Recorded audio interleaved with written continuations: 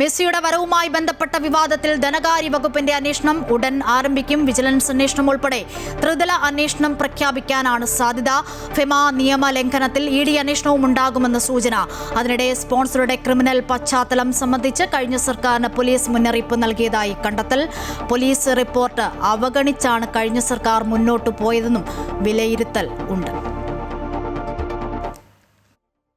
മെസ്സിയെ കേരളത്തിൽ കൊണ്ടുവരുന്നതുമായി ബന്ധപ്പെട്ട് നടന്ന ഗുരുതര കുറ്റകൃത്യങ്ങളിൽ ത്രിതല അന്വേഷണം ഉടൻ പ്രഖ്യാപിക്കാനാണ് സർക്കാർ നീക്കം.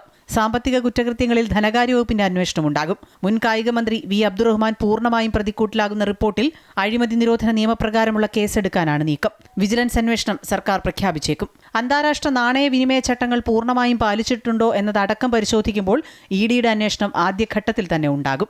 ഖജനാവിൽ നിന്ന് ചില്ലിക്കാശ് പോലും നഷ്ടമായിട്ടില്ല എന്ന് അന്നത്തെ മുഖ്യമന്ത്രിയും കായിക മന്ത്രിയും ആവർത്തിക്കുമ്പോഴും GST ഉൾപ്പെടെ കോടികളുടെ തട്ടിപ്പ് നടന്നതായാണ് കണ്ടെത്തൽ. GST വെട്ടിപ്പ് പ്രത്യേകം അന്വേഷിക്കാനാണ് ആലോചന.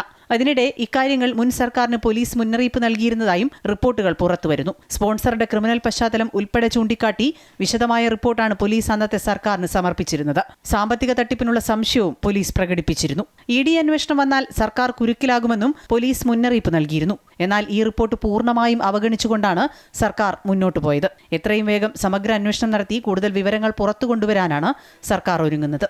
അമൃത ന്യൂസ്, തിരുവനന്തപുരം.